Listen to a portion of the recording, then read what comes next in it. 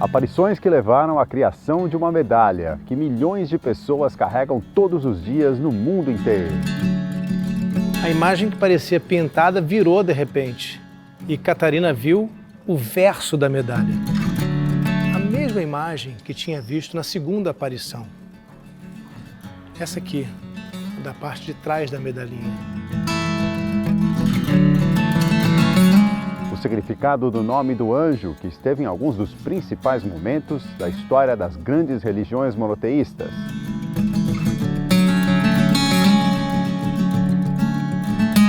É uma pintura rara de Leonardo da Vinci, retratando o encontro de dois gigantes, o profeta João Batista e Jesus, que será visto como o salvador da humanidade.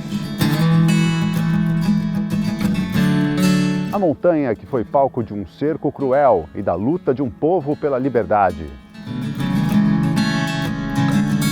Estou numa montanha aqui, gente, de 400 metros de altura, que não tem conexão com outra montanha. Então não tem ponte, não tem passagem. Quem vem até aqui ou vem por um lado ou viaja 1 hora de distância aqui, 1 hora de estrada para chegar pelo outro. Você precisa escolher. Vai pelo caminho dos romanos ou vai pelo caminho dos judeus que resistiram em nome da liberdade?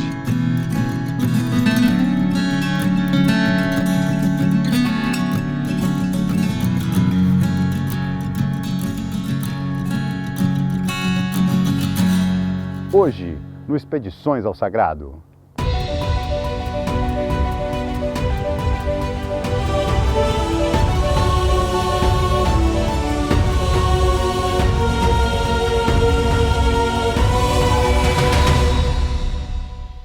Olá, eu sou o Sérgio Patrick e esse é o Expedições ao Sagrado, uma parceria entre a TV Aparecida e o projeto Jornada Infinita. Aqui, todas as semanas, você embarca com a gente rumo aos lugares sagrados mais fascinantes do planeta, com reportagens muito especiais. Semana passada, a gente foi até Magdala, conhecer ruínas de um povoado onde Maria Madalena viveu e de uma sinagoga onde Jesus deve ter pregado. A gente também foi a Nova York, contar a história do amor que começou com um pedido numa igreja muito especial da cidade.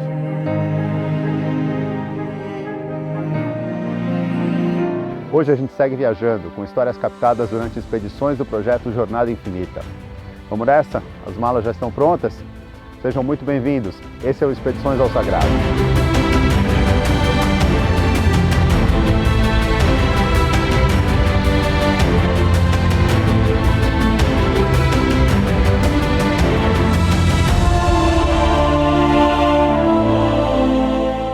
Fé é um substantivo abstrato, com um significado bem fácil de entender. Trata-se de confiança absoluta em alguma coisa. Pode ser uma pessoa ou uma ideia. E quando se trata de religião, há até quem pratique sem necessariamente se apoiar na fé, como algumas correntes do budismo, por exemplo. E há ainda quem acredite em Deus, mas não tenha uma religião. Mas o fato é que em muitos casos, dá para até dizer na maioria deles, religião e fé andam juntas na vida das pessoas. Na teologia cristã, a fé é uma das virtudes que devem ser cultivadas na relação com Deus, assim como a esperança e o amor. E hoje a gente vai falar da fé e das diferentes formas de expressão dessa fé. E uma das mais marcantes expressões dessa fé foi vista justamente num acontecimento impressionante dos tempos de Jesus, o cerco à fortaleza de Massada. A gente vai agora para essa montanha cheia de histórias e mistérios com o Rodrigo Alvarez. O que você faria se a tua casa fosse ocupada por um estrangeiro, uma força estrangeira?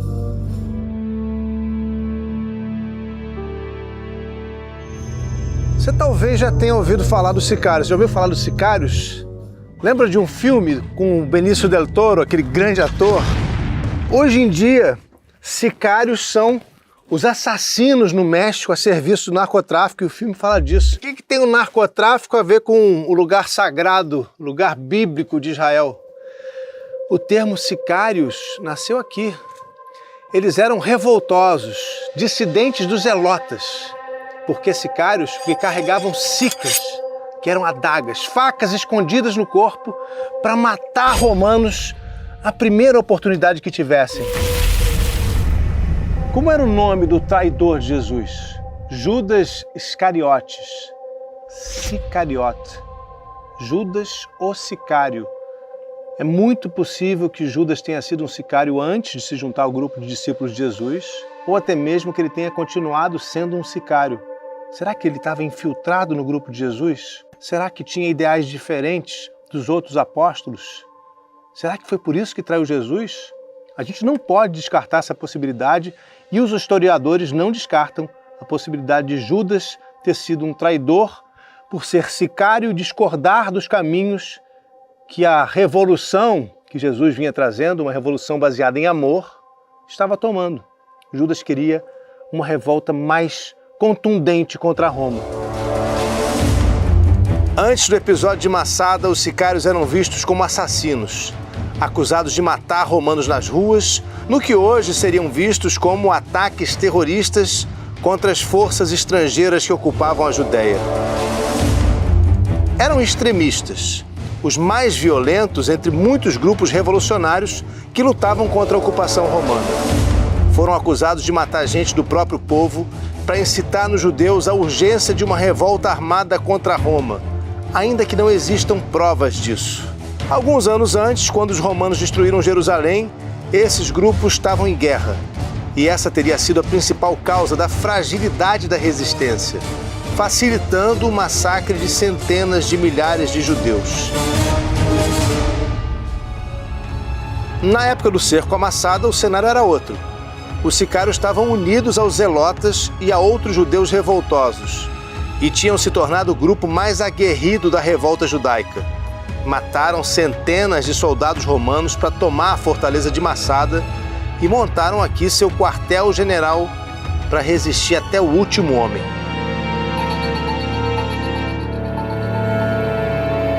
E eu consigo imaginar daqui de cima o grupo que tinha aproximadamente 1000 pessoas vendo os romanos se aproximarem daqui. Aqueles inimigos muito fortes, poderosos, com todo o seu exército, com todas as suas máquinas de guerra tentando derrubar Massada. Massada, em hebraico, quer dizer fortaleza. Essa escadaria é um obstáculo natural dificílimo, até mesmo para os soldados romanos. Daqui de cima a gente até vê os acampamentos dos romanos aqui embaixo. Era uma situação de guerra, uma situação terrível. Os romanos tinham perdido a paciência. O imperador Vespasiano mandou acabar com tudo.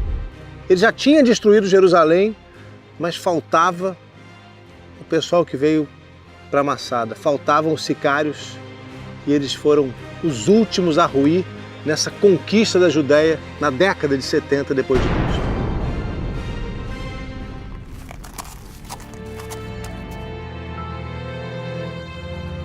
Se você vier a Massada, tem 3 acessos hoje.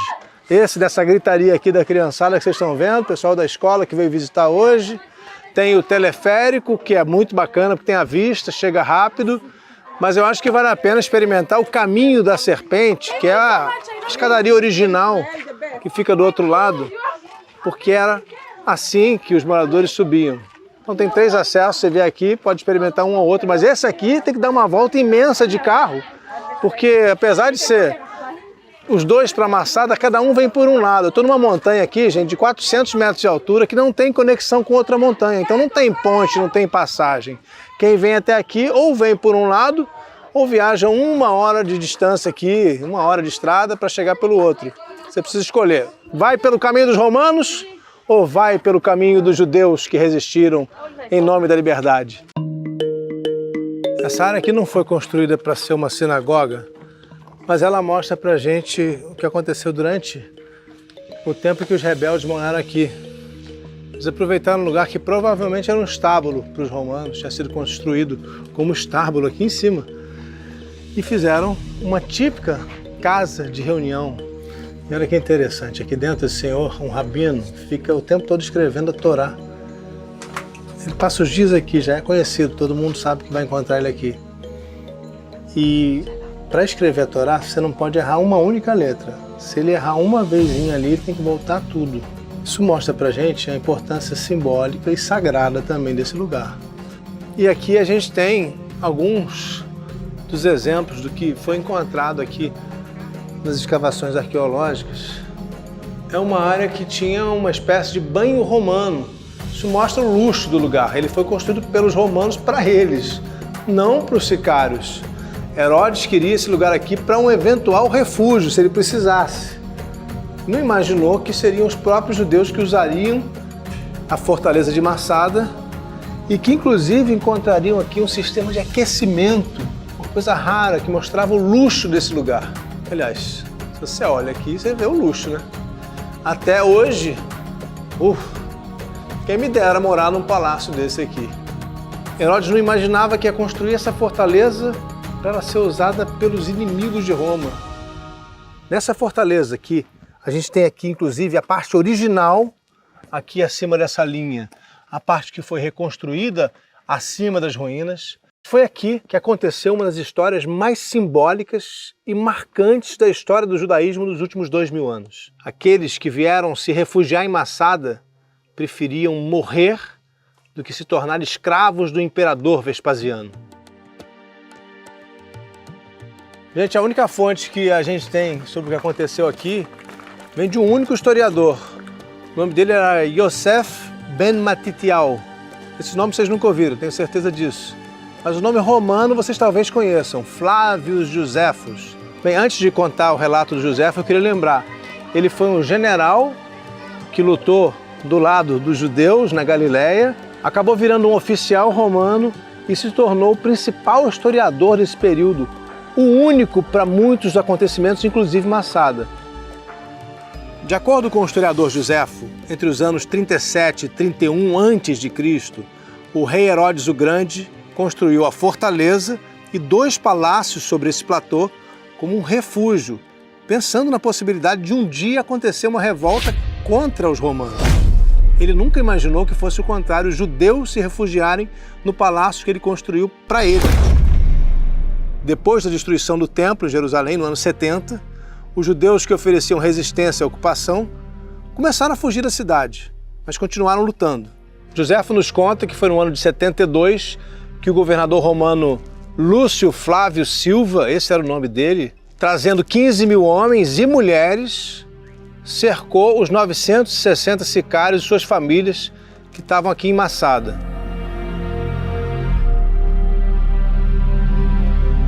Para os judeus modernos, esse evento se tornou tão importante que no momento em que Israel voltou a ser o Estado dos judeus, a terra dos judeus, as pessoas começaram a aprender sobre Massada. Naquele momento, eu estou falando aqui de 1947, 1948, no momento da criação do Estado judeu, parecia especialmente importante encontrar exemplos de força e heroísmo judaicos.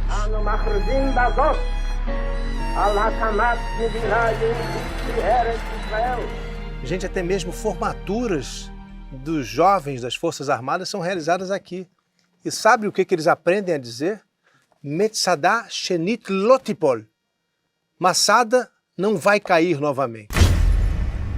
Alguns de vocês vão se lembrar que até recentemente na língua portuguesa existia uma distinção entre as palavras história, com H-I, e história. História era aquilo que era contado, aquilo que era inventado, uma espécie de ficção. Nesse caso aqui, se de fato foi uma história o que Josefo contou, a ideia de nascer livre e morrer livre, que por tanto tempo foi importante e continua sendo importante para os judeus, levou um certo banho de água fria de alguns arqueólogos quando eles não encontraram aqui as ossadas de todos esses sicários que Josefo nos conta que morreram aqui. Gente, dá para confiar no relato que vem de um único historiador? Para começar, existe a questão do suicídio, que é severamente condenado na religião judaica.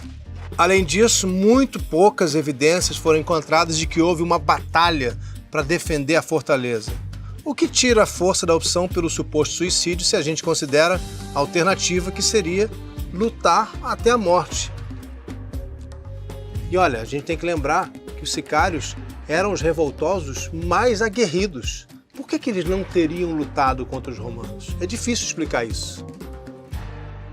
Se existem discrepâncias no relato de Josefo, se os historiadores encontram algumas possíveis falhas, esse lugar onde eu estou aqui confirma muito do que Josefo disse sobre Massada. Foram encontrados aqui 11 pedaços de cerâmica com os nomes de 11 homens. Um deles, Ben Yair, muito possivelmente Eleazar Ben Yair, o líder dos sicários que estavam aqui. E eles fizeram uma espécie de loteria, o nome é esse mesmo, um jogo de sorte, para saber quem começaria a matar as pessoas nesse acordo, nesse pacto de suicídio coletivo para resistir à ocupação romana. Eu consigo imaginar nessa salinha aqui, eles tirando a sorte, num momento já sem esperança de vencer o cerco dos romanos. E aí no final sobra um homem que tem que, além de matar as pessoas, se matar no fim, porque sempre num jogo como esse, um jogo triste, trágico, dramático como esse, sobra um que precisa se matar. É muito importante a gente entender o contexto político do que aconteceu naquela época para que se chegasse até essa situação aqui de Massada. Vamos voltar só até o tempo de Jesus, 40 anos antes. Jesus crucificado, muitos outros judeus crucificados, todos aqueles que eram considerados revoltosos por Roma eram crucificados. Depois disso, chegando já nos anos 60, a gente tem o episódio da morte do irmão de Jesus. Assim ele é apresentado nos evangelhos e também por Flávio Josefo. Tiago, que comandava a congregação de seguidores de Cristo, foi morto por apedrejamento. Dizem que na entrada do templo, inclusive. Então a gente está num contexto em que as coisas estão cada vez mais tensas aqui. A revolta judaica contra o poder romano é cada vez mais insuportável para os romanos, que estão vendo que a coisa está explodindo. Os sicários, já sem saída em Jerusalém, resolvem vir aqui para Massada, se refugiar nessa fortaleza e resistir o quanto fosse possível. Pelo relato de Josefo, chega um momento em que eles dizem: nós vamos perder, os romanos estão construindo essa rampa, vão chegar até nós e a gente não vai se entregar para Vespasiano. E aí chegam a esse pacto que é: vamos morrer por nós mesmos, não vamos deixar os inimigos nos matarem ou nos levarem como escravos. E por tudo isso que eu falei, esse episódio nos conecta diretamente ao que aconteceu no tempo de Jesus e depois com a congregação de seguidores de Jesus, que foi liderada pelo irmão dele, Tiago, e mais tarde por Simeão, e aí continuou. Essas pessoas todas aqui, esses judeus todos, lutavam contra o poder romano. Então o episódio da crucificação de Jesus, historicamente, está conectado ao cerco à Massada. Foi aqui que os romanos construíram uma imensa rampa para finalmente quebrar a resistência dos sicários e das famílias deles que estavam aqui em cima. Eles colocaram a rampa, fizeram a rampa e colocaram sobre ela uma grande torre que serviu para fazerem o assalto, a invasão à fortaleza. É aí que a história que Flávio Josefo nos conta assume seus contornos mais trágicos. Quando os romanos chegaram aqui, encontraram 960 pessoas mortas. Homens, mulheres e crianças que tinham se matado uns aos outros para não se entregar. Apenas 2 mulheres e 5 crianças teriam sobrevivido. Josefo diz que os judeus esperavam que toda a nação além do Eufrates iria se juntar a eles para insuflar uma insurreição. Cerca, deixa passar fome até morrer ou se entregar e depois invade, derruba as muralhas. Já tinham visto acontecer isso em Jerusalém pouco tempo antes. Josefo conta que eles diziam que era pela vontade de Deus e por necessidade que deveriam morrer. Como decidimos há muito tempo atrás que nunca seríamos servos dos romanos e nem de ninguém além do próprio Deus, que sozinho é o Senhor verdadeiro e justo da humanidade, a época chegou que nos obriga a tornar esta resolução verdadeira na prática. Somos os primeiros que se revoltaram e somos os últimos a lutar contra eles. E só posso estimar este fato em favor de Deus, que nos concedeu-o, de que ainda está em nossas mãos morrer bravamente e livres. Essas são palavras atribuídas a Eleazar Ben Yair, o líder dos sicários, mortos aqui em Massada. O tempo passa, os romanos já não ocupam mais esse lugar, os sicários morreram, a fortaleza foi destruída, mas os passarinhos entram aqui quando querem. Para eles não existe barreira. Os pássaros são um símbolo da liberdade que esse lugar representa.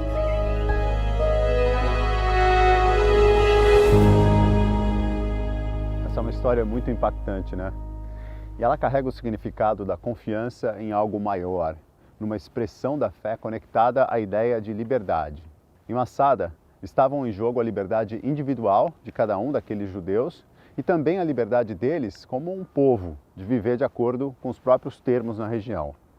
Mas o fato é que o sonho de liberdade é ligado de maneira tão forte com a experiência humana e muita gente coloca mesmo esse limite entre viver de uma forma livre como a única maneira que vale a pena viver. E há uma ideia que ainda faz sentido para muita gente no século XXI, ainda que a base desse conceito tenha mudado bastante em 2000 anos, com o aumento na ênfase à liberdade individual e o Estado visto ora como aquele que garante a liberdade e ora como aquele que tenta controlar as pessoas. Essas oscilações expõem uma tensão que existe hoje entre as ideias de liberdade individual e liberdade coletiva. Daqui a pouco a gente vai para a França para conhecer a história da medalha milagrosa de Nossa Senhora das Graças. Era verão de 1830. A jovem freira Catarina Labouré se preparava para dormir quando ouviu um chamado, uma voz misteriosa que ela identificou como sendo de uma criança que dizia algo assim: "A Virgem abençoada está esperando por você."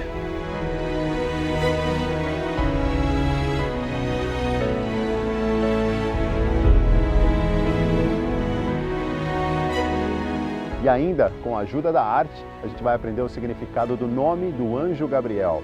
Agora, existe uma dúvida interessante aqui. Quem é esse anjo que a gente vê na imagem? Gabriel ou Uriel? Porque esse quadro é inspirado em textos apócrifos. E os apócrifos nos dizem que a família de João Batista, que também morava em Belém, se encontrou com a Sagrada Família quando iam para o Egito fugir da perseguição de Herodes, que queria matar as crianças, inclusive, e principalmente Jesus. Expedições ao Sagrado, volta já. Se você quiser conhecer meu curso Jesus, a Luz da História, é só você entrar no rodrigoalvarez.site. Daqui a pouco a gente vai mostrar a incrível história de Santa Catarina Labouré e da Medalha Milagrosa. Agora a gente segue falando de fé. Tem coisas que acontecem na vida da gente que são difíceis de entender. Só mesmo com o tempo e com o desenrolar dos acontecimentos é que a gente consegue dar algum sentido, compreender ou aceitar certas situações.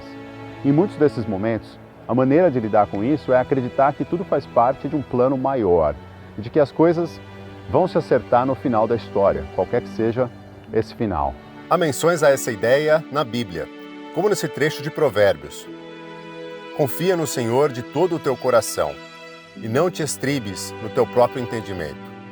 Reconhece-o em todos os teus caminhos e ele endireitará as tuas veredas. Na Epístola aos Hebreus, atribuída ao apóstolo Paulo, a definição fica ainda mais clara. Ora, a fé é o firme fundamento das coisas que se esperam e a prova das coisas que não se veem. Porque por ela os antigos alcançaram testemunho.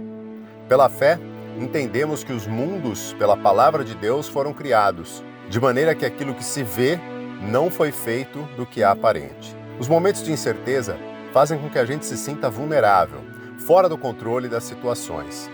Muitas vezes, esse desconforto vem do risco que a gente corre ao enfrentar um problema sem sentir que fez um bom planejamento. Isso pode provocar sintomas de ansiedade. Cientistas têm estudado nos últimos anos o impacto positivo que a fé pode ter na saúde mental quando se trata de lidar com o incerto, e ainda o potencial que as orações têm de reduzir sensações de medo e de isolamento. E essas são experiências que a gente vive em situações rotineiras e também em momentos extraordinários. A ideia pressupõe uma confiança inabalável nos planos de Deus, com o conforto da lembrança de que os momentos mais difíceis de entender também fazem parte deles. Imagine então se um anjo te convida para uma viagem num cavalo alado. Ou se um anjo vem te visitar e dizer que você vai esperar um filho, mesmo que você ainda seja uma virgem. A gente vai agora à França contar com a ajuda da arte para conhecer mais sobre o significado do nome desse que é um dos anjos mais importantes da história. Mas vocês sabem o que é que significa Gabriel?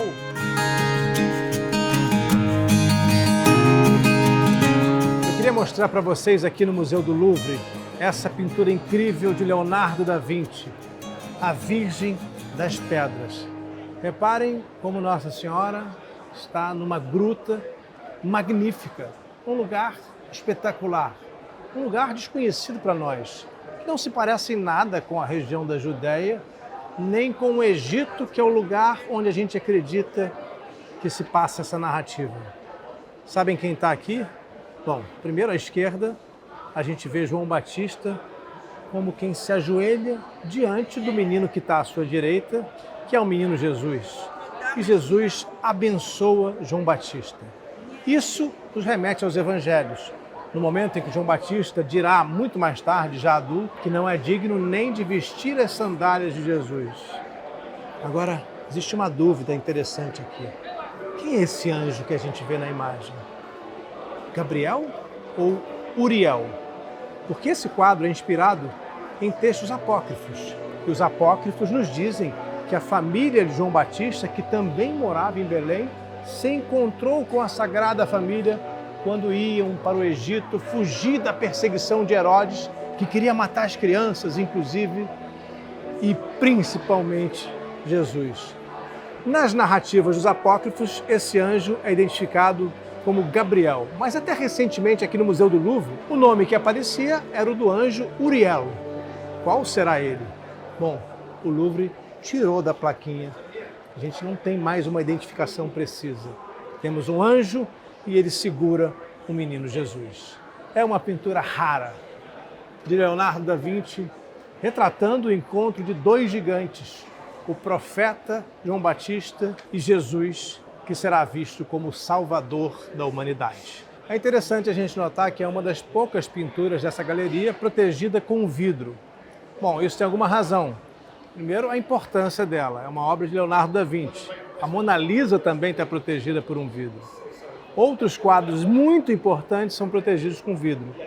E aqui é importante notar que esse quadro de Da Vinci é considerado o primeiro de duas tentativas. Esse é o mais antigo e não foi restaurado.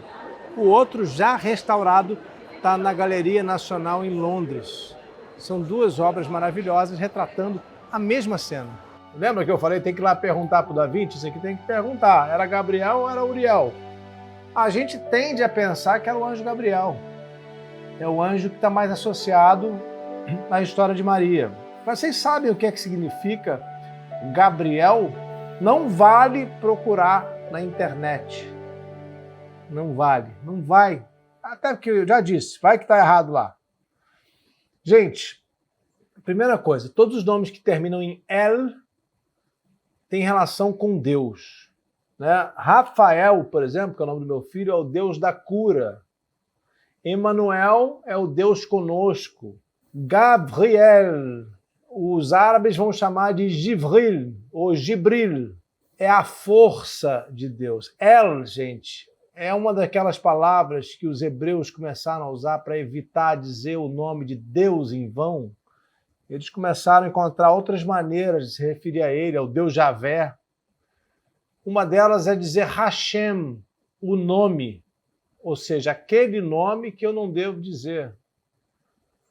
Eles aprenderam também a chamar Deus de El. Quando Abraão chegou da Mesopotâmia, encontrou ali os cananeus que já estavam na Terra Santa, os cananeus tinham um dos deuses deles, um dos mais importantes, era o deus El, que passou a ser uma palavra que foi incorporada à compreensão dos hebreus do que era a relação deles com Deus, e passou a existir, então, a ideia de El como sendo o Deus. Sabe que no começo, no Gênesis, há uma ideia ainda de vários deuses que vai com o tempo desaparecendo. Então, no tempo de Abraão, a gente é levado a pensar que Abraão não era monoteísta. Pasmem, mas isso é fato. Abraão provavelmente tinha relacionamento, pelo menos acreditava na existência de outros deuses. Não que ele adorasse outros deuses, só um. Mas Abraão conviveu com a ideia politeísta, que é a ideia dos cananeus, e o Gênesis fala disso, algumas vezes, quando fala que Javé quer ser é o mais poderoso, quando Javé é ciumento dos outros deuses. Tem alguns momentos, a gente pode falar disso no outro momento, mas é importante lembrar isso. Então esse El, que está no nome Gabriel, que é o anjo, o arcanjo, né, um dos anjos mais importantes, o mensageiro de Deus. Gabriel é a força de Deus, ou também entendido, eu não gosto dessa interpretação, como Deus é a minha força. Porque aí é mais a pessoa que dá o nome para o filho de Gabriel, que quer entender que Deus é a minha força. Mas quando a gente vai lá na origem, a gente entende que o Gabriel, o anjo mais mencionado de todos, ele está na viagem noturna de Maomé. Gabriel aparece para Maomé. Abraão se encontra com o anjo Gabriel. Maria se encontra com o anjo Gabriel. É o anjo mais importante, talvez? Historicamente, é o mais citado, é o que está nos momentos mais importantes. Então, eu não acho que Deus é minha força, é o nome dele. Ele é a força de Deus. Então, o anjo Gabriel, a força de Deus. Eu acredito que Davi estava falando de Gabriel quando fez essa obra-prima. São centenas de menções aos anjos na Bíblia. Foi um anjo que disse a Abraão que o filho Isaac seria poupado do sacrifício por ordem de Deus. Anjos são divididos por categorias, como querubins, serafins, arcanjos e outros. São criaturas misteriosas, cheias de graça e poder. Esses anjos foram objetos de grandes representações artísticas ao longo da história. Além dessa do Leonardo da Vinci, que a gente viu, que o Rodrigo mostrou, tem outras também com muita importância artística, como a Madonna de Sistina, de Rafael, a Conversão de São Paulo, de Michelangelo, e São Francisco de Assis em êxtase, de Caravaggio. A tradição conta que um desses anjos, chamado Lúcifer, se revoltou contra Deus. Tomado por orgulho da sua própria beleza, inteligência e poder, ele se tornou um anjo caído e foi expulso do céu para o inferno, sendo assim associado com Satanás. O livro do profeta Isaías tem um trecho que relata essa história. Como caíste desde o céu, ó Lúcifer, filho da alva, como foste cortado por terra, tu que debilitavas as nações. E tu dizias no teu coração, eu subirei ao céu, acima das estrelas de Deus, exaltarei o meu trono e no monte da congregação me assentarei, aos lados do norte. Subirei às alturas nas nuvens e serei semelhante ao Altíssimo, e contudo levado serás ao inferno, ao mais profundo do abismo. Em instantes a gente vai voltar para Paris, para conhecer a história da medalha milagrosa que milhões de pessoas carregam pelo mundo todo, todos os dias. Aqueles que a usarem com confiança terão graças em abundância. A imagem que parecia pintada virou de repente, e Catarina viu o verso da medalha.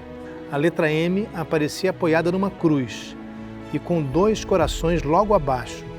O coração de Jesus estava envolvido por uma coroa de espinhos. E o outro coração, o de Maria, tinha sido ferido por uma espada. Catarina viu ainda essas 12 estrelas ao redor daquela imagem tão simbólica. O Expedições ao Sagrado volta já. Papo de domingo, sempre às 3 da tarde, para falar sempre de um tema incrível sobre religião aqui no YouTube do Jornada. A gente já falou no programa de hoje sobre a necessidade de acreditar sem ver quando se trata da fé. Agora, imagina só o que acontece quando alguém presencia uma aparição. Aí então, além da própria pessoa que tem as visões, como no caso das conhecidas aparições de Nossa Senhora em Fátima ou em Lourdes, por exemplo, é necessário que outras pessoas se convençam de que alguma coisa especial aconteceu ali. No caso de Santa Catarina Labouré, isso foi fundamental para que os relatos se materializassem nas medalhinhas que hoje são conhecidas no mundo todo. É hora da gente ir para Paris com o Rodrigo Alvarez para conhecer essa história impressionante de fé e de graça. Vocês sabem onde está o coração de Santa Catarina Labouré? Vou mostrar para vocês daqui a pouco. O que a gente está vendo aqui é uma relíquia que não é aberta ao público. Imaculado, incorruptível, um corpo preservado por quase 150 anos, desde a morte de Santa Catarina Labouré em 1876. Eu vou te contar tudo sobre as aparições. E é claro que eu vou te contar também como surgiram as medalhinhas e como elas se tornaram conhecidas dos cristãos nos 4 cantos desse nosso planeta.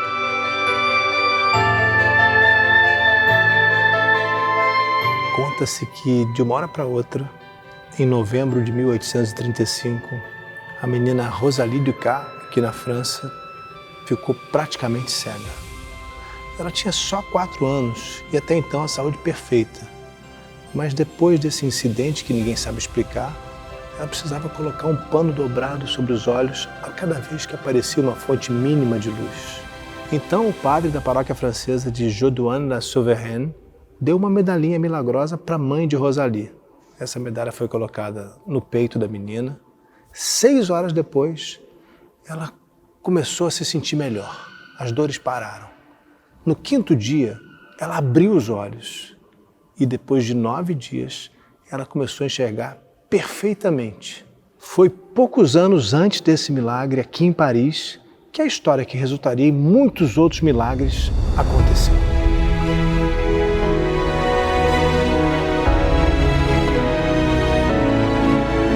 Era verão de 1830. A jovem freira Catarina Labouré se preparava para dormir quando ouviu um chamado, uma voz misteriosa que ela identificou como sendo de uma criança que dizia algo assim: "A Virgem abençoada está esperando por você." A freira então acompanhou a criança misteriosa que espalhava raios de luz por onde passava. Ao chegar na capela, Catarina ouviu o som de seda, como se fosse alguém mexendo na seda de um vestido. E em seguida anunciaram a ela que Maria estava ali. Catarina então se curvou aos pés da mãe de Jesus. Ela conta que depois daquele momento, Maria lhe deu instruções, dizendo que a graça divina se espalharia sobre todos aqueles que pedissem com fervor diante daquele altar.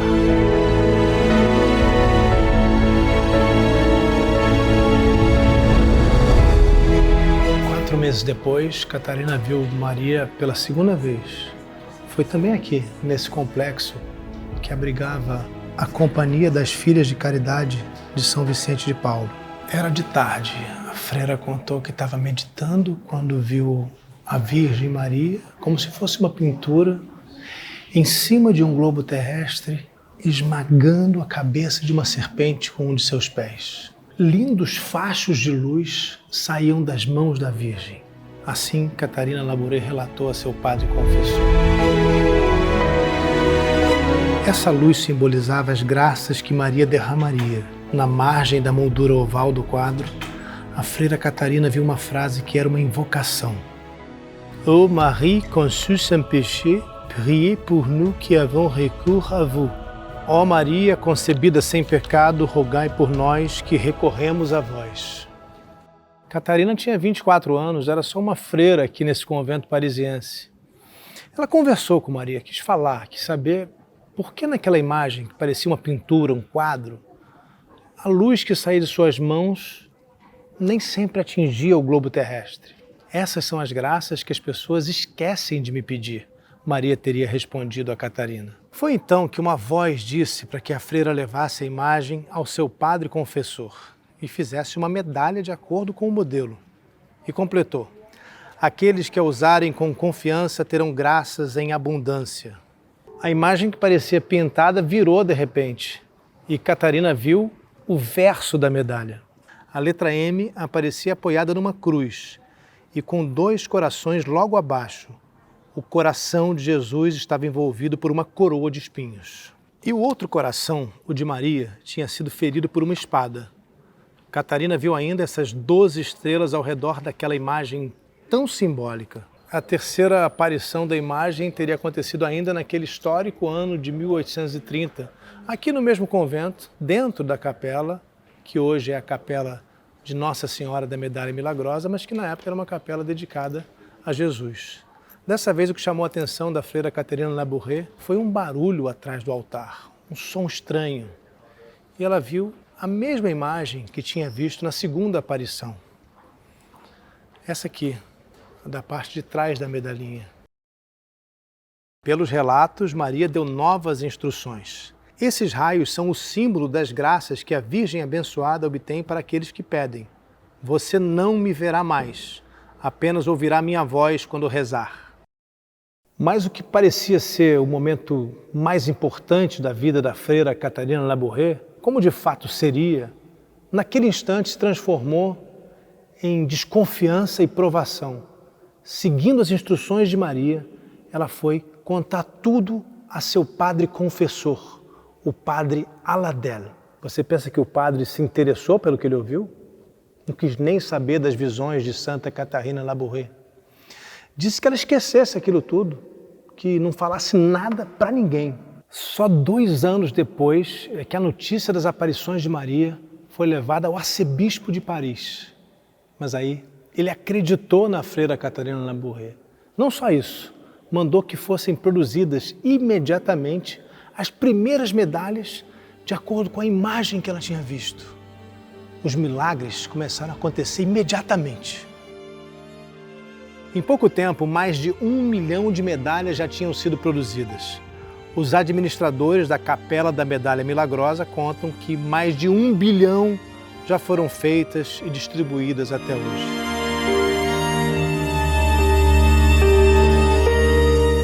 E é curioso como, de novo, eu sou levado por uma força misteriosa ao Museu do Louvre.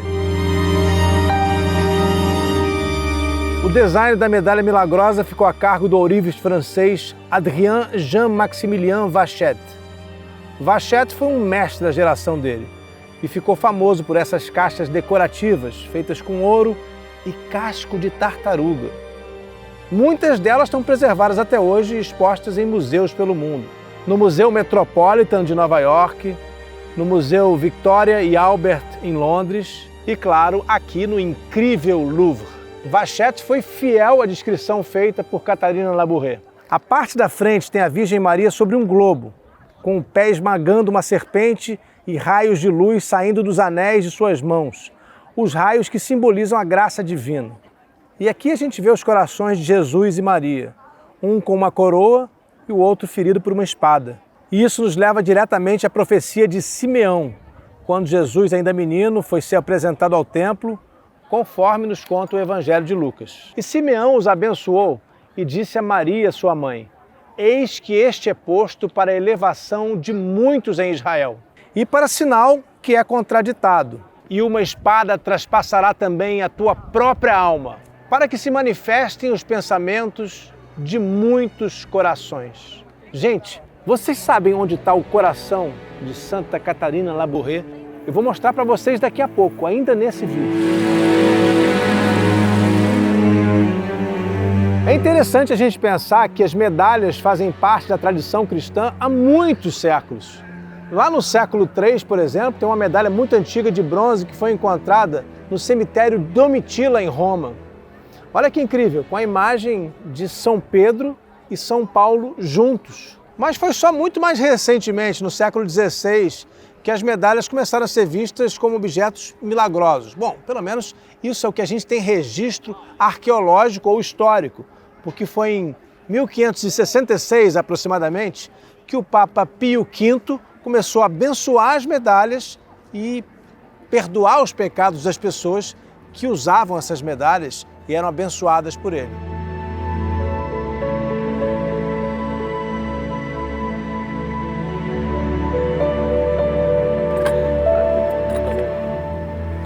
A aparição de Nossa Senhora das Graças em Paris foi uma das mais conhecidas e reconhecidas no mundo inteiro, mas não foi a primeira, né? A gente sabe que tem Nossa Senhora de Guadalupe, uma aparição no México, Nossa Senhora de Fátima, aparição em Portugal. Aqui na França mesmo tem Nossa Senhora de Lourdes, uma outra aparição muito importante e reconhecida. Nossa Senhora da Saúde na Índia. A nossa Santinha Aparecida no Brasil tem esse nome, mas não foi uma aparição. Ela foi batizada dessa forma porque apareceu nas águas do Rio Paraíba do Sul. A cabeça de um lado, o corpo do outro. Depois, muito depois, em 1978, um fanático entrou na igreja em Aparecida, quebrou a imagem em mais de 300 pedaços, Muita gente até recolheu os pedaços sagrados e levou para casa. Farelos se perderam. Houve uma restauração muito grande, muito difícil, que durou mais de 30 dias. E naquele tempo, os padres se perguntavam: será que a Santinha vai continuar fazendo milagres? Toda quebrada. Agora com cola, colocaram uma espécie de durepox, uma cola argentina também. Será que ela ia continuar fazendo milagres? Eu fui muitas vezes à Aparecida recentemente, nos últimos 10 anos, e ouvi relatos de pessoas que contaram milagres impressionantes. Acontecimentos extraordinários atribuídos à imagem, depois de restaurada, de Nossa Senhora Aparecida. Então será que é o barro que faz o milagre? Será que é o metal da medalhinha milagrosa de Catarina Labouré? Ou é a fé de quem vai até esses lugares, de quem usa uma medalhinha, que faz realmente os milagres acontecerem?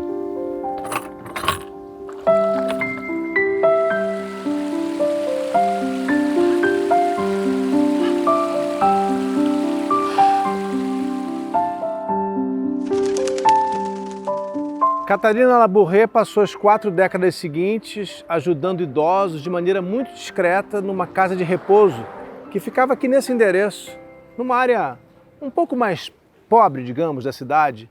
É interessante notar que hoje não há nenhuma referência aqui na rua a Catarina Labouré, mas o prédio foi batizado com o nome dela. E até hoje tem a mesma função, abriga idosos, é uma casa de repouso. Agora é interessante porque aqui de fora a gente já pode ver, tem alguns vitrais, e lá dentro as freiras que cuidam dos idosos aqui estão preparando um memorial para Catarina Labouré. Elas estão reproduzindo como era o quarto dela na época e em breve pretendem abrir para visitação. A freira Catarina Labouré nunca recebeu em vida nenhum reconhecimento pelas visões que ela teve ou pelo impacto, pelos milagres atribuídos à medalha que foi criada a partir de suas visões. Mas eu fico perguntando, né? Será que ela queria alguma forma de reconhecimento? Bom, hoje a gente teve uma oportunidade incrível. Eu vou mostrar para vocês um lugar muito exclusivo, que não é aberto ao público e que guarda 2 relíquias de imenso valor para todos os devotos de Santa Catarina Labouré. Um pedaço de seu braço, ou um osso de seu braço, e o coração da santa. Por uma grande gentileza das freiras e da diretora da casa de repouso, a gente obteve permissão exclusiva para visitar o quarto de Santa Catarina e também a capela que foi dedicada a ela, onde estão as relíquias.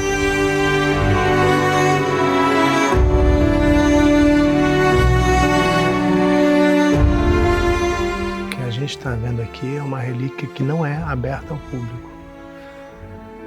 É muito exclusivo tudo isso. A gente conseguiu acesso a mostrar o coração de Santa Catarina Labouré, que foi preservado nesse relicário, apoiada por 2 anjos.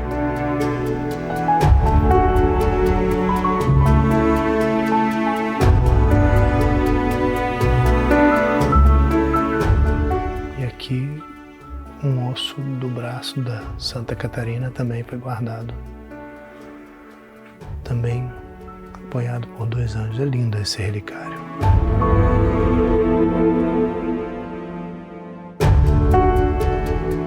Já faz alguns anos que o corpo de Catarina Labouré está exposto num caixão de vidro aqui dentro, no mesmo convento, na mesma capela onde ela teve as visões.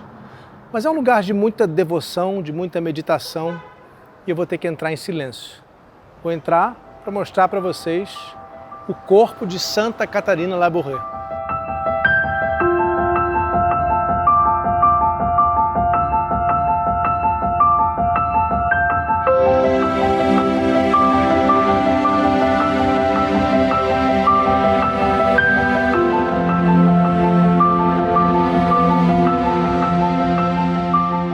Imaculado, incorruptível, um corpo preservado por quase 150 anos, desde a morte de Santa Catarina Labouré em 1876. O corpo foi exumado em 1933. Catarina Labouré foi beatificada algumas décadas depois e canonizada pelo Papa Pio XII em 1947. Os religiosos aqui acreditam que o corpo de Santa Catarina Labouré não se decompôs, como normalmente aconteceria, por causa de uma intervenção divina, eles dizem, confirmando a santidade da alma que um dia vestiu essa carne.